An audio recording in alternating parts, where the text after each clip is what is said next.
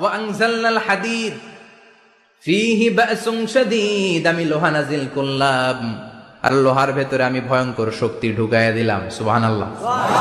ফীহি মানাফিউ লিন-নাস, লোহার ভেতরে মানুষের জন্য অনেক কল্যাণ আছে। সুবহানাল্লাহ। লোহা ছাড়া পৃথিবীতে কিছু হয়? আংটি বানাতে লোহার দরকার আছে না নাই? ঘড়ি বানাতে, গাড়ি বানাতে, বাড়ি বানাতে, মোবাইল বানাতে, হেলিকপ্টার, প্লেন, রকেট, মাইকের স্ট্যান্ড। সুবহানাল্লাহ কোন?